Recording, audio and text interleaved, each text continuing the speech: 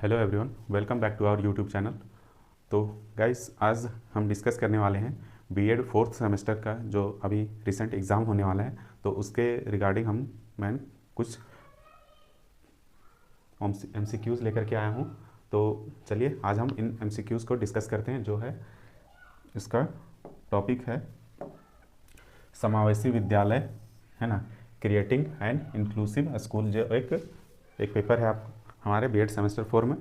तो ये fourth semester का है जो अभी एग्ज़ाम होने वाला है। तो चलिए हम इसके देखते हैं। इन फटाफट से कुछ क्वेश्चंस मैंने लिए हैं, तो इनको डिस्कस करते हैं। तो सबसे पहला फर्स्ट क्वेश्चन है हमारा कि समावेशी शिक्षा का मुख्य उद्देश्य क्या है। तो समावेशी शिक्षा यानी जो फिजिकली डिसेबल्ड होते हैं विशेष शिक्षा, और समावेश शिक्षा जो डिसेबल्ड होते हैं और सामान्य बच्चे होते हैं उनको एक साथ पढ़ाना ही समावेशी शिक्षा कहलाता है। तो इसमें से ऑप्शन क्या है?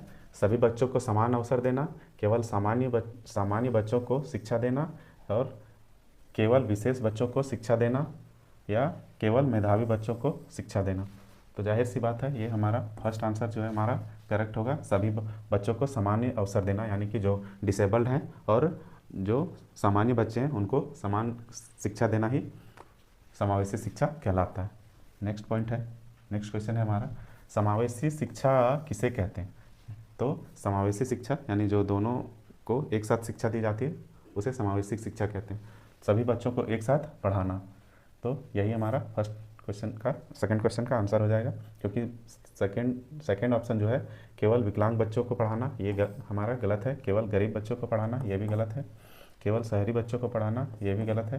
तो ऑप्शन ये हमारा करेक्ट आंसर होगा। तो ये हमारा थर्ड क्वेश्चन। तो इसमें है समावेशी शिक्षा में किस प्रकार के बच्चों को शामिल किया जाता है। तो इसमें किस प्रकार के बच्चों को शामिल किया जाता है। तो फर्स्ट ऑप्शन है केवल सामान्य बच्चों को, बिल्कुल नहीं, गलत है।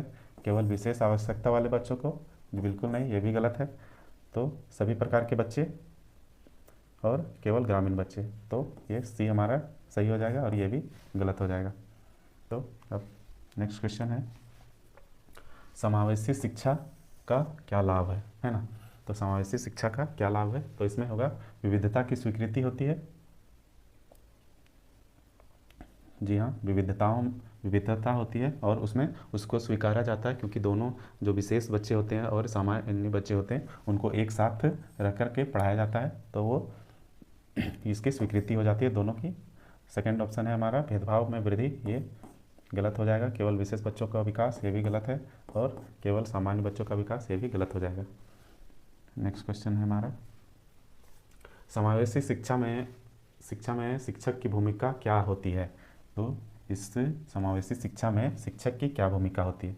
केवल अनुशासन बनाना, जी नहीं, बिल्कुल गलत। केवल परीक्षा लेना, ये भी गलत है। केवल पाठ्यक्रम पढ़ाना, ये भी गलत है।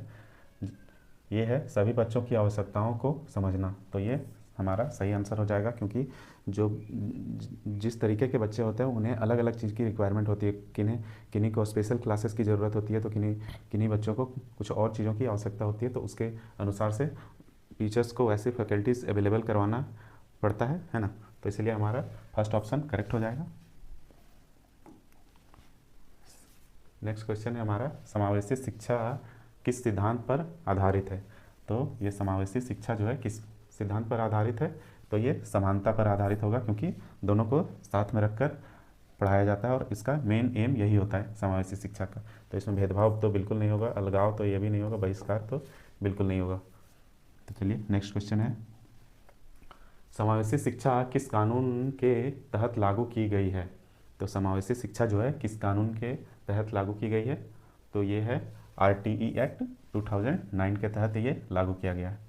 नेक्स्ट क्वेश्चन है हमारा, समावेशी शिक्षा में कौन सी रणनीति उपयुक्त है ना।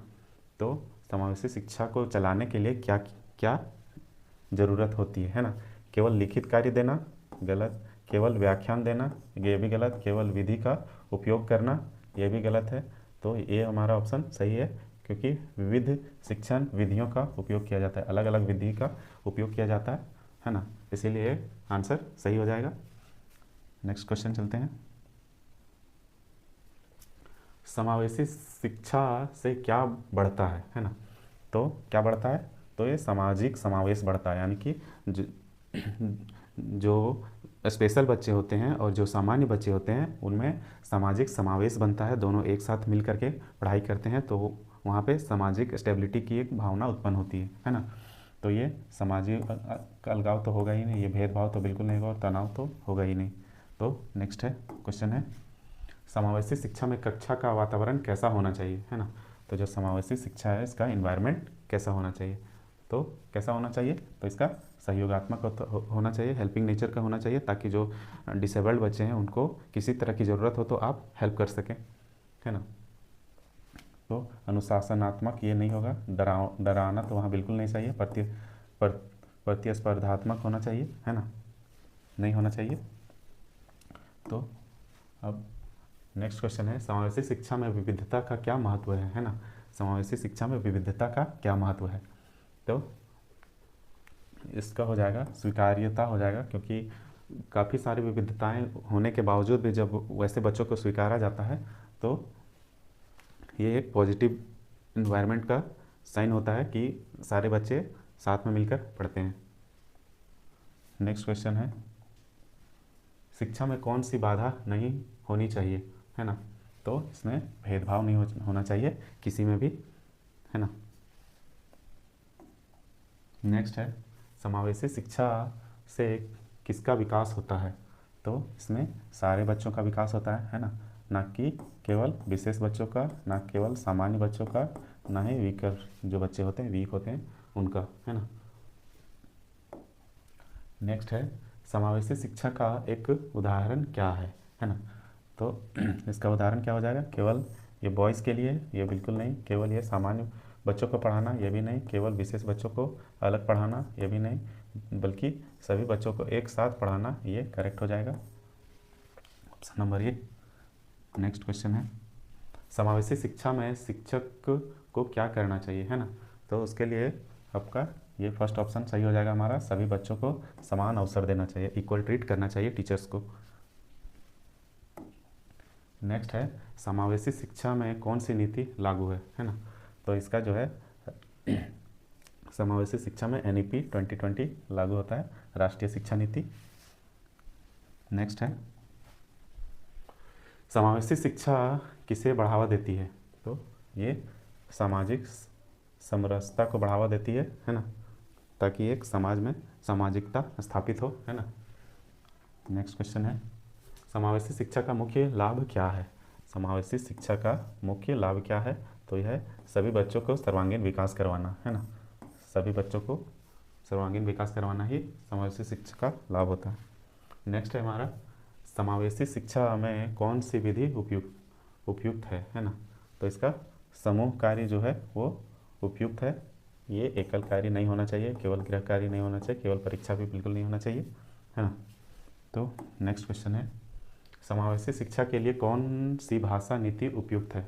तो इसमें बहुभाषिकता जो है वो उपयुक्त मानी जाती है, क्योंकि बहुत सारे बच्चे अलग अलग क्षेत्र से आते हैं तो उन्हें अलग अलग भाषाओं के माध्यम से उन्हें समझाया जाए ताकि उन्हें बेहतर समझ आ सके। तो ये थे हमारे आज के कुछ क्वेश्चंस, जो आप इन्हें ज़रूर रिवीजन कर लीजिएगा ताकि आपके आने वाले एग्ज़ाम्स में स्ट्राइक कर सकें, है ना? तो मिलते हैं किसी नेक्स्ट टॉपिक के साथ नेक्स्ट वीडियो में, तब तक के लिए bye bye and take care.